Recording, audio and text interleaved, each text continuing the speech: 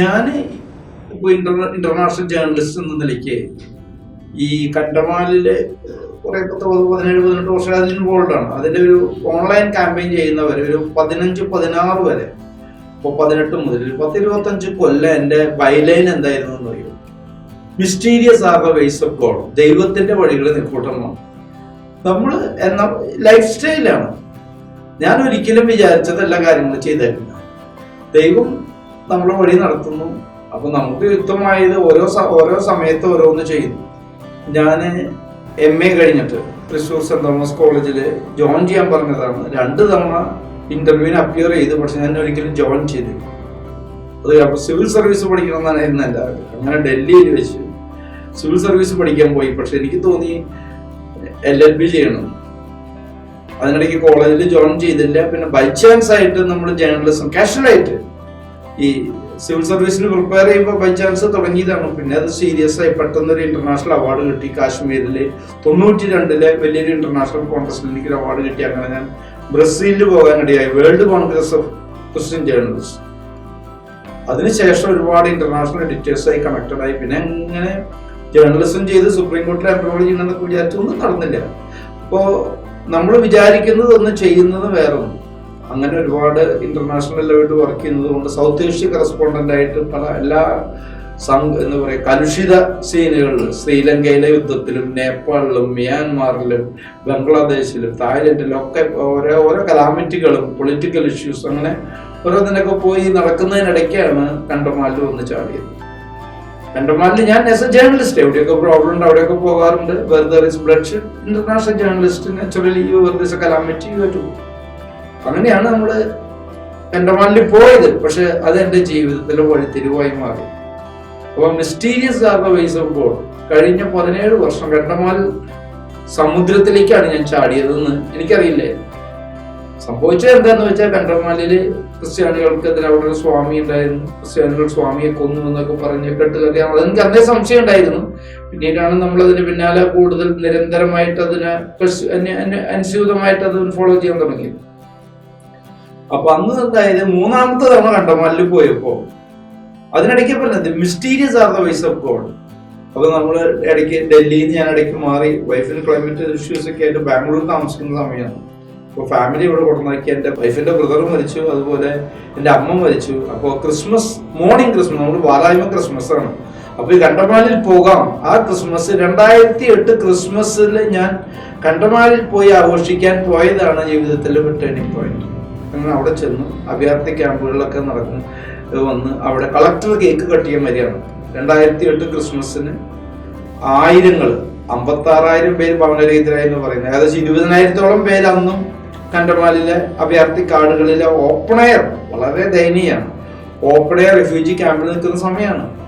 അങ്ങനെ ഞാൻ ഈ ക്യാമ്പുകളൊക്കെ നടന്ന് കളക്ടർ ക്രിസ്മസ് കേക്ക് കട്ട് ചെയ്യാൻ വന്നപ്പോൾ കളക്ടറോട് ചോദിച്ചു, നിങ്ങൾ ക്രിസ്മസ് ഒക്കെ ആഘോഷിക്കുന്നത് കൊള്ളാം, പക്ഷെ എന്തുകൊണ്ടാണ് നിങ്ങൾ കൊല്ലപ്പെട്ടവരുടെ പേര് FIR ഇല്ല എന്ന് പറഞ്ഞാൽ ഒഫീഷ്യലി 32 പേരാണ് ഗവൺമെന്റ് കൊല്ലപ്പെട്ടു എന്ന് പറയുന്നത്.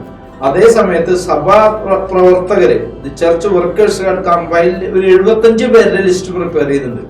അപ്പോ 32 പേര് ഒഫീഷ്യലി, 75 പേര് കൊല്ലപ്പെട്ടത്. അപ്പൊ അതിൽ തന്നെ എനിക്കൊരു 5 കേസ് കറക്റ്റ് ഡീറ്റെയിൽസ് എനിക്ക് ഓൾറെഡി അറിയാം. ഞാനൊരു വിധവയെ കണ്ടു. അപ്പൊ അവരുടെ കേസൊക്കെ വെച്ചിട്ട് ഞാൻ കളക്ടറോട് ചോദിച്ചു, എന്തുകൊണ്ടാണ് നിങ്ങൾ FIR ഫയൽ ചെയ്യാത്തത്? അപ്പൊ കളക്ടർ പറഞ്ഞൊരു വാക്ക്, ഞാൻ പറഞ്ഞ ജീവിതത്തിലെ വഴിത്തിരിവ് കാണിക്കാനാണ്. കളക്ടർ പറഞ്ഞ വാക്ക് എന്താണെന്ന് അറിയാം, these are cooked up stories. ഇതൊക്കെ കെട്ടിച്ചമച്ചതാണ്, ഇതൊന്നും റിയൽ അല്ല എന്നാണ് ഞാൻ പറഞ്ഞ. Cold blooded murder.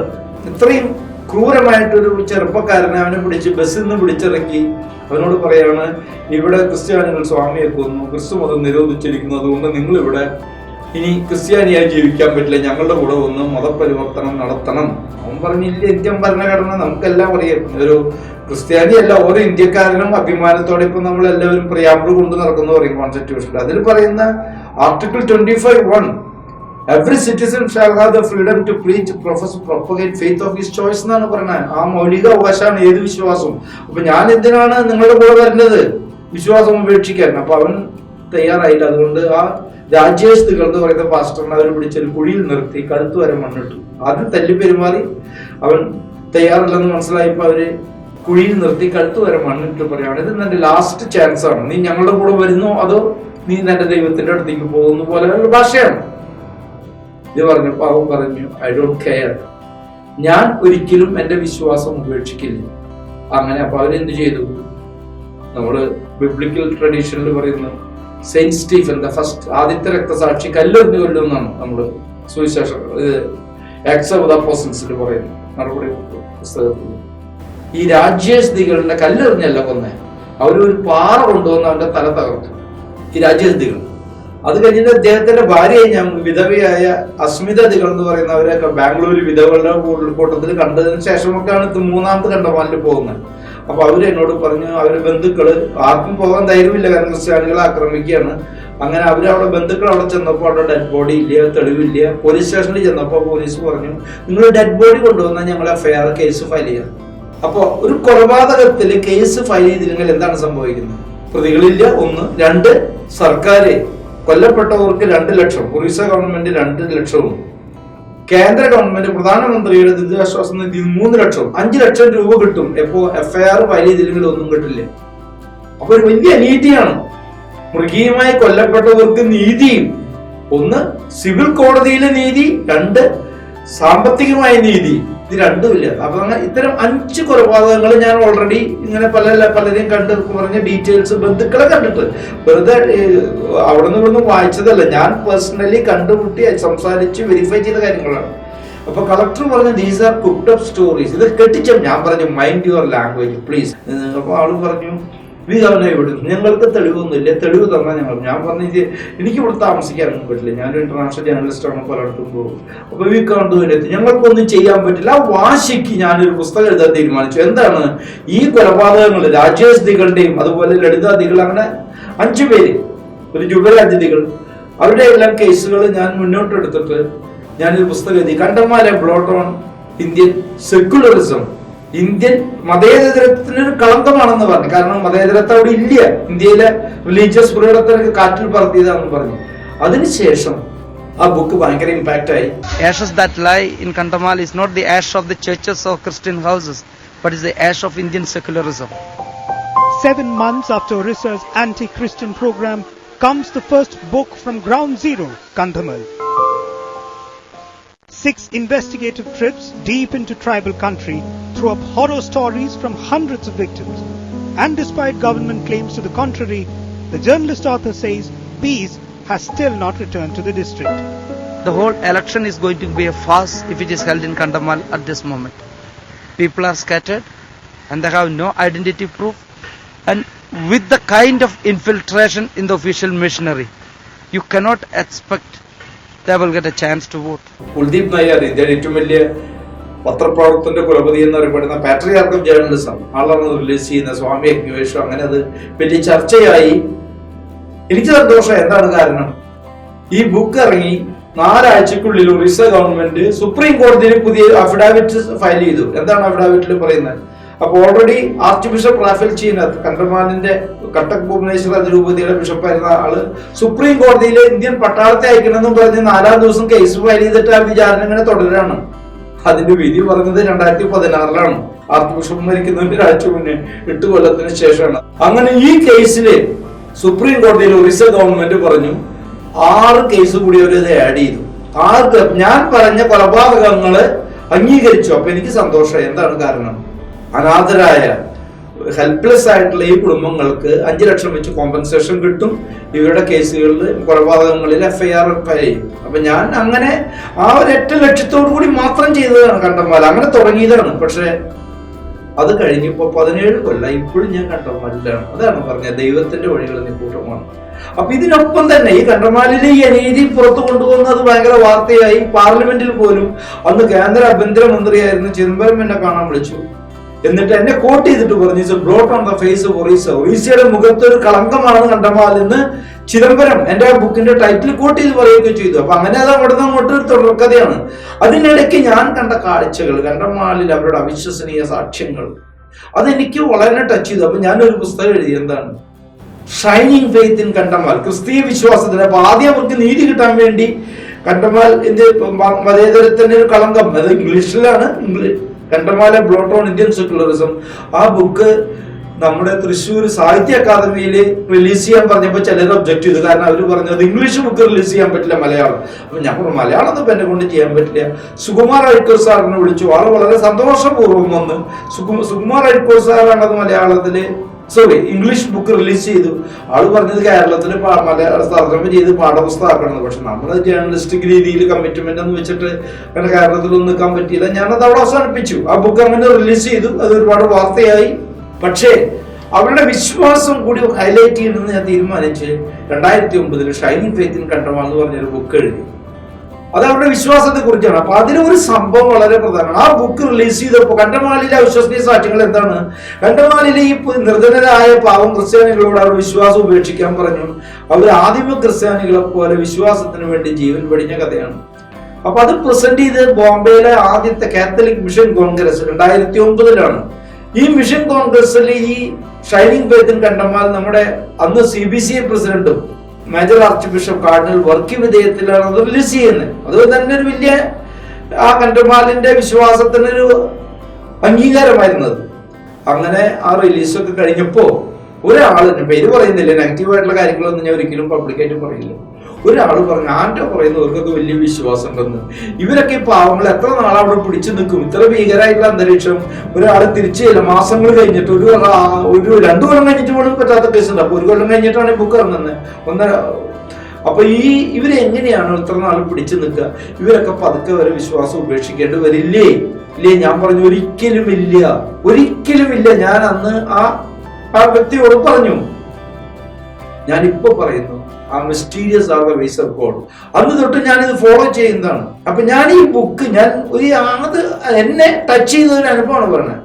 അങ്ങനെ ഞാൻ ഈ ബുക്ക് ഇറങ്ങിയപ്പോൾ ഷൈനിങ് ഫെയ്ത്ത് ഇൻ കണ്ടമാലിന്റെ കോപ്പിയും കൊണ്ട് കണ്ടമാലിന്റെ അടുത്ത തവണ പോകുമ്പോൾ ഭുവനേശ്വറിലേക്ക് ഫ്ലൈറ്റിന് പോയി അവിടേക്ക് കൊറിയർ അയച്ച് ഈ ബുക്ക് കൊണ്ട് കോപ്പികൾ ചെന്ന് കണ്ടമാലില്ല. അപ്പൊ എനിക്ക് ഭയമായിരുന്നു. കാരണം എന്താണ്, ഇനി ഇവരെയൊക്കെ ഈ ബുക്കിൽ പറഞ്ഞിരിക്കുന്ന ടെസ്റ്റിമണി സാക്ഷ്യങ്ങൾ കൊടുത്തിട്ടുള്ള കേസുകൾ അവരെയൊക്കെ തെരഞ്ഞു പിടിച്ച് കൊല്ലുവോ ആക്രമിക്കുകയോ ഒക്കെ ഒഴിവാക്കാനായിട്ട് ഞാൻ എന്ത് ചെയ്തു? പേരുകളൊക്കെ അനോണിമസ് ആക്കി. പേരുകൾ അവരുടെ ഗ്രാമങ്ങളുടെ പേരുകൾ മാറ്റി. അതുപോലെ അത് മാത്രമല്ല അവരുടെ ഫോട്ടോസൊക്കെ മുഖമൊക്കെ ഷെയ്ഡ് ചെയ്തു. മുഖം ഷെയ്ഡ് ചെയ്യുന്നത് വരെ പെട്ടെന്ന് ആരും അവർ തിരിച്ചറിഞ്ഞ് അവരെ ആക്രമിക്കാതിരിക്കാനാണ്. നമ്മളൊരു മെഴ്സണറി ജേർണലിസ്റ്റ് അല്ല. അവരുടെ നീതിയും അവരുടെ വിശ്വാസം പുറത്തു വരണം, പക്ഷെ അവരുടെ സുരക്ഷയും ഉറപ്പുവരുത്തണം. ഞാനിത് കൊണ്ടുവന്നു. അവരുടെ പ്രതികരണം ഞാൻ മറക്കില്ല. കാരണം ഞാനിത് കൊണ്ടുചെന്നപ്പോ അവര് ഹിന്ദിയിൽ ചോദിക്കും, സർ ആപ്നെ ക്യാ കിയ, നിങ്ങൾ എന്താണ് ചെയ്തത്? ഞങ്ങൾ ഭീരുക്കളല്ല, ഞങ്ങളുടെ മുഖമൊക്കെ കാണിക്കേ, അവർ ഞങ്ങളെ കൊല്ലട്ടെ, ഞങ്ങൾ മരിക്കാൻ തയ്യാറാണ്. ഇതാണ് കണ്ടമാലിലെ അവരുടെ വിശ്വാസം. അതാണ് ഞാൻ പിന്നീട് ഞാൻ 36 യാത്ര കഴിഞ്ഞിട്ടുണ്ട്. അടുത്ത ആഴ്ചയിൽ വീണ്ടും കണ്ടമാലിൽ പോകുന്നു. 37ാമത്തെ യാത്രയിലാണ്. അപ്പൊ അതിന്റെ അർത്ഥം അതിനുശേഷം ഒരുപാട് കാര്യങ്ങൾ ചെയ്തിട്ടുണ്ട്. അപ്പൊ ഞാൻ ഈ കണ്ടമാലിന്റെ ആ ഒരു ദൈവീക അനുഭവം ഉണ്ട്. There is A deep element. അതാണ് ആ ടേണിംഗ്. ഞാൻ പറഞ്ഞു നമ്മള് ഒരു നീതിക്ക് വേണ്ടി ഒരു ബുക്ക് എഴുതി, കൊലപാതകങ്ങൾ അംഗീകരിച്ചില്ല. പക്ഷെ അത് മുന്നോട്ട് എവിടെ എത്തിയെന്ന് ചോദിച്ചാൽ ഇപ്പൊ അതിന് മുന്നേ അധികം ഡീറ്റെയിലേക്ക് ഞാൻ പോകുന്നില്ല. ഞാൻ പറയുന്നു Kandhamal is a testimony of God's power and Christian witness and testimony of God's power. ദൈവിക ശക്തിയുണ്ട്. ഞാൻ തന്നെ വളരെ പ്രസിദ്ധമായ ഒരു ഡോക്യുമെന്ററി ചെയ്തിട്ടുണ്ട്, the right hand of God over Kandhamal, ദൈവത്തിന്റെ വലതുകരം കണ്ടമാലിൽ. അത് മലയാളത്തിലും ഡോക്യുമെന്ററി ചെയ്തിട്ടുണ്ട്. അത് വളരെ പ്രസിദ്ധമാണ്. ലക്ഷങ്ങൾ കണ്ടിട്ടുണ്ട്. ഇംഗ്ലീഷ് 2,38,000 കണ്ടു കഴിഞ്ഞു. വലിയ ഡോക്യുമെന്ററിയാണ്. 25 മിനിറ്റുള്ള ലോങ് ഡോക്യുമെന്ററിയാണ്. How the mighty right hand of ദൈവത്തിന്റെ കരം എങ്ങനെയാണ്. ഇനി ഇതൊക്കെ പറയാൻ എന്റെ തന്നെ അനുഭവം ഉണ്ട്. നമ്മള് അത്ഭുതങ്ങൾ തുടക്കത്തിൽ തന്നെയാണ്. കാരണം ഞാനൊരു പക്ഷേ കണ്ടമാലൊക്കെ നിർത്തിയേനെ. 2008 ഓഗസ്റ്റിൽ തുടങ്ങി 2011 മെയ് മാസത്തില് ഒരു കോൺഫറൻസിൽ വെച്ച് വീണു ബൈ ചാൻസ്. അതെല്ലാം ഒരിക്കലും ആരുമേ എക്സ്പ്ലെയിൻ ചെയ്താൽ മനസ്സിലാവില്ല. എന്റെ കാല് ഫ്രാക്ചർ 2 പീസായി. ഉടൻ തന്നെ ആശുപത്രിയിൽ എത്തിച്ചു. അപ്പൊ അവര് പറഞ്ഞു ഇവിടെ സർജറി ചെയ്യണം. അപ്പൊ ഞാൻ പറഞ്ഞു ഇവിടെ സർജറി ചെയ്യില്ല, വേറെ എങ്ങനെ നമ്മള് വേറെ സ്ഥലത്ത് ചെയ്യാം, പക്ഷെ ഇവിടെ ചെയ്താൽ പറ്റില്ല, കാരണം ഇവിടേക്ക് ആള് വരും പോകുന്നു നടക്കുന്ന പരിപാടിയില്ല എന്നൊക്കെ പറഞ്ഞ് ഞാൻ ഒഴിവാക്കിയപ്പോ അവര് പറഞ്ഞു ഇത് ചെയ്യാണ് നല്ലത്. കാരണം ഒരു കാലിന്റെ ആംഗിളിന്റെ മെയിൻ എല്ല് 2 പീസായിട്ടാണ് കേൾക്കുന്നത്. അത് റോഡിട്ട് സെറ്റ് ചെയ്തോ അല്ലെങ്കിൽ നിങ്ങൾക്ക് ലൈഫ് ലോങ് പ്രോബ്ലം ഉണ്ടാവും. അപ്പൊ അവർക്ക് തൽക്കാലം ഞാൻ പറഞ്ഞത് വേണ്ട, നിങ്ങൾ പ്ലാസ്റ്റ് ചെയ്തേനെ, ഞാൻ ഫ്ലൈറ്റിന് ബാംഗ്ലൂർക്ക് ഷിഫ്റ്റ് ചെയ്യാന്നും പറഞ്ഞ് ഞാൻ അത് തൽക്കാലം പ്ലാസ്റ്റർ ചെയ്ത് പിറ്റേ ദിവസം തന്നെ ഫ്ലൈറ്റിന് ബാംഗ്ലൂർ എത്തിച്ചു. അപ്പോൾ വീൽ ചെയർ നടക്കാനൊന്നും പറ്റില്ല. അത് കഴിഞ്ഞ് ബാംഗ്ലൂർ സെന്റ് ജോൺസ് മെഡിക്കൽ കോളേജിലേക്ക് ചെന്നു. അവിടുത്തെ ഡോക്ടേഴ്സ് പറഞ്ഞു, നിങ്ങളെ ജീവിതം നശിപ്പിച്ചു. കാരണം നിങ്ങളുടെ കാല് ഇമ്മീഡിയറ്റ് സർജറി ചെയ്യാത്തത് കൊണ്ട് ഇനി സർജറി ചെയ്യാനും പറ്റില്ല. കാരണം അൺഈവൺ ഗ്രോത്ത് വന്നു. അതുകൊണ്ട് ഇനിയിപ്പോൾ അതൊക്കെ കട്ട് ചെയ്ത് ഈവൺ ആവാൻ നോക്കിയ 2 കാല് 2 ഹൈറ്റ് ആവും. അപ്പൊ നിങ്ങൾ ഞൊണ്ടിയാവും. അപ്പൊ അതുകൊണ്ട് ഒന്നും ചെയ്യാൻ പറ്റില്ല. നിങ്ങൾ ക്രച്ചസിലിരിക്കുക, ഒന്നും ചെയ്യാതെ മാസങ്ങൾ ഇങ്ങനെ ഇരിക്കുക. Very dangerous. നിങ്ങളുടെ ജീവിതം സ്പോയിലാക്കി, നിങ്ങളുടെ കാല് നശിപ്പിച്ചു എന്നാണ് ഡോക്ടർമാർ. ഒന്നും സാധാരണ ഡോക്ടർ അല്ല, ഹെഡ് ഓഫ് ഓർത്തോപെഡിക്സ്. സെന്റ് ജോൺസിൽ ഒരു 2 dozen 3 dozen ortho section doctors ഉള്ള ഇതിന്റെ ഹെഡാണ്. ആ ഡോക്ടർ പറഞ്ഞു, you spoiled your life whatever it is. ഞാൻ പറയുന്നു, ദൈവത്തിന്റെ വഴികളിൽ നിൽക്കുകയാണ്. ഈ ഫ്രാക്ചർ എന്റെ ജീവിതത്തിൽ ഒരു വലിയ ടേണിംഗ് പോയിന്റ് ആയിരുന്നു. ഈ ഫ്രാക്ചർ കാരണം എന്തുണ്ട്? അപ്പൊ ഞാൻ ഷൈനിങ് ഫെയ്ത്ത് എഴുതി, ഉൾട്ട് എഴുതി, കനകണ്ടമാൽ ഇങ്ങനെ വിട്ട സമയമാണ്. അപ്പൊ അങ്ങനെ ഫ്രാക്ചർ പറ്റിയോണ്ട് ഡ്രൈവ് ചെയ്യാൻ പറ്റില്ല, യാത്ര ചെയ്യാൻ പറ്റില്ല, സൗത്ത് ഏഷ്യ കറസ്പോണ്ടന്റ് ഒരിടത്തേക്കും പോകാൻ പറ്റാതെ ഞാൻ മാസങ്ങളിരിക്കുമ്പോൾ ഞാൻ കണ്ടമാൽ ഇമ്പോസിഷൻ തുടങ്ങി. എന്താണ്, നമ്മൾ സ്കൂളിലൊക്കെ കുട്ടികൾ എന്തെങ്കിലും വികൃതി ചെയ്ത് ടീച്ചർമാരെ ഇമ്പോസിഷൻ കൊടുക്കുന്ന പോലെ ഞാൻ എന്ത് ചെയ്തു? ഒന്നും ചെയ്യാൻ പറ്റില്ല. അപ്പൊ കണ്ടമാലിലെ ഷൈനിങ് ഫെയ്ത്ത് എന്നുള്ള ബുക്കിന് അതിനെ ഒരുപാട് കാര്യങ്ങൾ പിന്നീട് നമ്മൾ പോയിട്ട് പലതും കണ്ടതും കേട്ടതൊക്കെ എലാബറേറ്റ് ചെയ്ത് ഞാൻ ഒരു ബുക്കിനുള്ള ഒരുക്കം നടത്തി. അങ്ങനെ ഞാൻ ഒരു ബുക്ക് തയ്യാറാക്കി. അതാണ് early Christians of 21st century, 21ാം നൂറ്റാണ്ടിലെ ആദിമ ക്രിസ്ത്യാനികൾ എന്ന് പറയുന്ന ബുക്കിന്റെ ഡ്രാഫ്റ്റ് ശരിയാക്കി. ഈ ഫ്രാക്ചർ ഇല്ലായിരുന്നെങ്കിൽ ഒരു പക്ഷേ ഇതൊന്നും ചെയ്യില്ലായിരുന്നു, നമ്മൾ നോർമലായിട്ട് പോയി തന്നെ. അപ്പൊ ഈ ഫ്രാക്ചർ വന്നുകൊണ്ട് ഈ ബുക്ക് വളരെ മെനക്കെട്ട് ഇരുന്ന് ചെയ്ത് മെയ് മാസം കഴിഞ്ഞു. മെയ് 2-നാണ് ഈ ഫ്രാക്ചർ നടക്കുന്നത്, 3-നാണ്. അത് കഴിഞ്ഞ് ഡിസംബറോട് കൂടി എനിക്ക് തോന്നി കണ്ടമാലിൽ പോകണം അപ്ഡേറ്റിന്. അപ്പൊ എനിക്ക് നടക്കാൻ പറ്റില്ല, നടക്കാൻ ബുദ്ധിമുട്ടുണ്ട്, ഞൊണ്ടിയാണ് നടക്കുന്നത്, ക്രച്ചസ് ഒക്കെ ആയിട്ടാണ് നടക്കുന്നത്. അപ്പൊ ഡോക്ടർ പറഞ്ഞു, യു കാൺ ഗോ. ഞാൻ പറഞ്ഞു, ഇല്ല, ആയിട്ട് പോയി അവിടെ കണ്ടമാലൊക്കെ കണ്ടു പോകുന്നു. അങ്ങനെ ഞാൻ കണ്ടമാലിൽ പോയപ്പോൾ എനിക്ക് നടക്കാൻ ഭയങ്കര ബുദ്ധിമുട്ടുണ്ട്. ഫ്ലൈറ്റിന് ഭുവനേശ്വറിൽ പോയി. അവിടെ നിന്ന് ഒരു വണ്ടിയിൽ ഒരു അച്ഛൻ പുത്തൻ വണ്ടിയും കൊണ്ടുപോകുന്നിരുന്നു. കണ്ടമാലിൽ അന്ന് 7-8 മണിക്കൂർ എടുക്കും. ഇപ്പോഴും 6 മണിക്കൂർ എടുക്കും ഭുവനേശ്വറിൽ നിന്ന്. റോഡ് വഴി അങ്ങോട്ട് പോകാൻ പറ്റുള്ളൂ. അവിടെ ചെന്നു കണ്ടമാലില് കടന്നു. അപ്പൊ അവിടെ എത്തുമ്പോഴേക്കും എന്റെ കാല് ഫുട്ബോൾ പോലെ നീര് വന്നിട്ടുണ്ട്. കാരണം മൂവ്മെന്റ് വന്നു കഴിഞ്ഞാൽ അപ്പോ ഈ ഗ്യാപ്പ് ഉള്ളത് കൊണ്ട്, എല്ലിൽ ഗ്യാപ്പാണ്, ഭയങ്കര വേദനയാണ്. അപ്പൊ ചോദിച്ചാൽ എങ്ങനെ ഇവിടേക്ക് നടക്കണേ? 5 ദിവസം നടന്ന് ജനുവരി 2012 ജനുവരി 1-ന് ഞാന് കണ്ടമാലിന്റെ ചക്കപ്പാട് എന്ന് പറയുന്ന ഒരു ഇതിന്റെ ഫാർ എൻഡിലാണ്, വേറൊരു സൈഡിലാണ്. ഞാൻ നേരത്തെ പോയിട്ടില്ല. അവിടെ പോയി. അവിടെ ആദ്യത്തെ രക്തസാക്ഷി രസാനന്ദ് പ്രധാൻ എന്ന് പറയുന്ന 28 വയസ്സുള്ള സുന്ദരനായ രസാനന്ദ് പ്രധാൻ എന്ന് പറയുന്ന ജീവനോടെ കത്തിച്ച സ്പോട്ടാണ്. 2 ജ്യേഷ്ഠന്മാര് ഇന്ത്യൻ പട്ടാളക്കാരായിരുന്നു. അപ്പൊ അവര് വിചാരിച്ചു അവർക്ക് തോക്കൊക്കെ ഉണ്ട്, ആരെങ്കിലും ആക്രമിക്കാൻ വന്നാൽ തടയാൻ തോക്കെടുത്ത് നിൽക്കാന്നൊക്കെ വിചാരിച്ച ഒരു 40 കുടുംബങ്ങളുള്ളൂ ചക്കപ്പാടില് ഈ രുദ്രകാം എന്ന് പറയുന്ന ഈ ഗ്രാമത്തില്. പക്ഷെ ആയിരങ്ങളാണ് അവരെ ഗ്രാമം വളഞ്ഞത്. അപ്പൊ അവരെല്ലാം ഓടി രക്ഷപ്പെട്ടു. അവര് മറന്നു എന്താണ്, ഈ രസാനന്ദ് പ്രധാൻ തളർവാദം പിടിച്ച് സ്ട്രോക്ക് ട്രീറ്റ്മെന്റ് ഭുവനേശ്വറിലും കൽക്കട്ടയിലൊക്കെ നല്ല വെൽ ടു ഡു ഫാമിലിയാണ്. 2 ജ്യേഷ്ഠന്മാർ ഇന്ത്യക്ക് വേണ്ടി കാർഗിൽ യുദ്ധത്തിൽ പങ്കെടുത്ത ജ്യേഷ്ഠന്മാരൊക്കെ ട്രൈ ചെയ്തിട്ട് ഒന്നും പറ്റാതെ തോറ്റ് ഫുള്ളി പാരലൈസ്ഡ് ആയിട്ട് വീട്ടിൽ കിടക്കാണ്. ആ പയ്യനെ രസാനന്ദനെ വീടടക്കം കത്തിച്ച് കളഞ്ഞ് കാച്ചാമ്പലാക്കിയ സ്ഥലമാണ്. ഞാൻ അന്ന് അവിടെ ചെന്നു 2012 ജനുവരി 1-ന് ചെല്ലുമ്പോൾ അവിടുത്തെ സീൻ എന്താണ്, അന്ന് ആ കുടുംബത്തെ ആക്രമിച്ചവർ പോലും ക്രിസ്ത്യാനികളായിട്ട് അവിടെ കമ്മ്യൂണിസ്റ്റ് പച്ച പിടിച്ച് കിടക്കുന്ന ആ കത്തിക്കരിഞ്ഞ വീടിന്റെ മുന്നിലെ സുവിശേഷ ഗാനങ്ങൾ ആലപിക്കുകയാണ്. ഇതൊക്കെ കണ്ടപ്പോൾ എനിക്ക് അത്ഭുതം തോന്നി. ഇതൊക്കെ കണ്ട് ഞാൻ കണ്ടമാലിൽ നിന്ന് തിരിച്ച് ഭുവനേശ്വറിലേക്ക് മടങ്ങി. ഭുവനേശ്വറിൽ എത്തിക്കഴിഞ്ഞപ്പോൾ ഞാൻ ഒരിക്കലും എന്റെ കാലിനെ കുറിച്ച് ഓർത്തില്ല. ഭുവനേശ്വറിൽ എത്തിക്കഴിഞ്ഞപ്പോൾ എന്റെ കാലിന് നോക്കുമ്പോൾ കാലിനൊരു കുഴപ്പമില്ല, നീരുമില്ല. മുടന്തൻ കിടക്കയും എടുത്ത് നടന്നുപോയി എന്ന് പറയുന്ന പോലെ ഞാൻ അവിടെ ചെന്നപ്പോൾ എനിക്ക് പോലും വിശ്വസിക്കാൻ പറ്റിയില്ല. എന്റെ കാലിലെ സഡൻ ചേഞ്ച് ആണ്. ഞാൻ ഉടൻ തന്നെ അവിടുത്തെ എന്റെ വലിയ പെട്ടി, കാരണം വിന്റർ സമയമാണ്, തണുപ്പുള്ള വുളൻസ് ഒക്കെ ഉള്ള വലിയ ക്യാരി ബാഗാണ്, അതെടുത്ത് സ്റ്റെയർ കേസ് ഓടിക്കയറി ചെയ്ത്. അതിനുശേഷം ഡോക്ടറെ കണ്ടു, കാർഡിനൽ ഓസ്വാൾഡിനോട് പറഞ്ഞു, എല്ലാവരും പറഞ്ഞു ഇതൊരു അത്ഭുതമാണ്. ഈ ഒരു അത്ഭുതം, അപ്പൊ വേർ ദർ ഈസ് ഫെയ്ത്ത്, വിശ്വാസമുള്ളിടത്ത് ദൈവം വഴി നടത്തുന്നു. അതാണ് കണ്ടമാലിന്റെ അനുഭവം. ഒരുപാട് കാര്യങ്ങൾ ചെയ്തിട്ടുണ്ട്, അതിനൊന്നും ഞാൻ ഇപ്പൊ പ്രതിപാദിക്കുന്നില്ല. ദൈവത്തിന്റെ വഴികള് നിഗൂഢമാണ്. Mysterious are the ways of God. വേറൊരു സംഭവം കൂടി പറഞ്ഞ് ഈ എപ്പിസോഡ് ഞാൻ നിർത്തുകയാണ്. ആദ്യത്തെ ബുക്ക് 2008 ഏപ്രിൽ 6-ാം തീയതി Kandhamal a blot on Indian secularism, Indian മതേതരത്വം എന്നുള്ള ആ ബുക്ക് റിലീസ് ചെയ്ത് ഡൽഹിയിലാണ്. അത് കഴിഞ്ഞ് ഞാൻ ബാംഗ്ലൂര് ഇന്ത്യയിലെ CBCI കാത്തലിക് ബിഷപ്സ് കോൺഫറൻസിന്റെ എക്സിക്യൂട്ടീവ് സ്റ്റാൻഡിംഗ് കമ്മിറ്റി എന്ന് പറയും, ആർച്ച് ബിഷപ്സ് ഒരു 45-50 പേരുണ്ടാവും. ആ മീറ്റിംഗിൽ അത് പ്രസന്റ് ചെയ്തു. അവിടെ ഞാൻ സംസാരിച്ചു. അപ്പൊ അത് സംസാരിച്ചു കഴിഞ്ഞ് ലഞ്ച് സമയത്താണ്. അപ്പോ സൈഡിൽ എവിടെയെങ്കിലും ലഞ്ചിന് ഇരിക്കാന്ന് വെച്ചിരിക്കുമ്പോൾ വർക്കി വിധേയത്തിൽ പിതാവ്, ഒരു പരിശുദ്ധനായ പിതാവ്, major archbishop cardinal Varkey വിധേയത്തിൽ പിതാവ് എന്നെ വിളിച്ച് ആളുടെ അടുത്തിരുത്തി. അത് വലിയ എന്താ പറയാ, ഒരു ഓണർ ആയിരുന്നു എനിക്ക് തോന്നി. അങ്ങനെ ഞാൻ പിതാവിനോട് കൂടി ഭക്ഷണം കഴിക്കുമ്പോൾ പിതാവ് എന്നോട് പറഞ്ഞു, ആ ഒരു അനുഭവം മറക്കില്ല. കാരണം ഞാൻ പറഞ്ഞു, ദൈവത്തിന്റെ വഴികളിൽ നിന്ന് കണ്ടമാലിന്റെ ഫൗണ്ടേഷനാണ് അതൊക്കെ. അപ്പൊ അങ്ങനെ ഞാൻ വർക്കി വിധേയത്തിൽ പിതാവിന് മുന്നിലിരിക്കുമ്പോൾ പിതാവ് പറഞ്ഞു, എന്നാ ഇനി നാട്ടിലേക്ക് വരുന്നത്. അപ്പൊ ഞാൻ പറഞ്ഞു, എന്റെ മോള് 10ലാണ്, അവള് 10ാം ക്ലാസ്സിൽ സ്പെഷ്യൽ ക്ലാസ് ഉണ്ട്. അത് കഴിയുമ്പോൾ ഞങ്ങൾ ഒരു അമ്മ മരിച്ച ആനിവേഴ്സറി വരുന്നുണ്ട്, അതിന് LB തരും. അപ്പൊ നാട്ടിൽ വരുമ്പോൾ വരണം, ബുക്ക് കൊണ്ടുവരണം. അത് വളരെ ഇമ്പോർട്ടൻ്റ് ആണ്.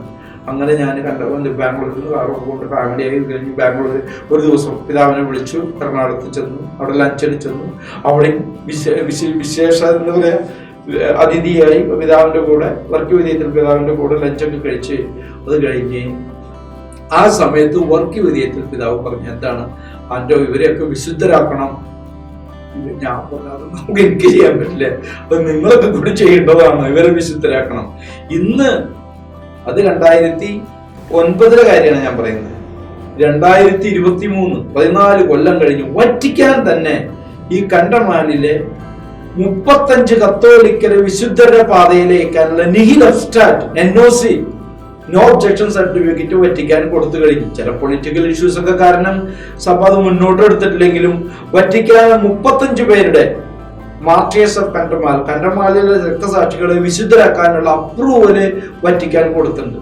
അതിന്റെ പിന്നിലും ഈ 21ാം നൂറ്റാണ്ടിൽ ആദിമ ക്രിസ്ത്യാനികൾ എന്ന പുസ്തകം ഉപകരണമായി. അപ്പോ വെറുതെ നമ്മൾ കണ്ടമാലിൽ പോയി ദൈവത്തിന്റെ വഴികളെ നിക്കൂട്ടമാണ്. ഒരു ജേർണലിസ്റ്റ് എന്ന നിലയ്ക്ക് കണ്ടമാൽ കാട്ടിൽ പോയതാണ്.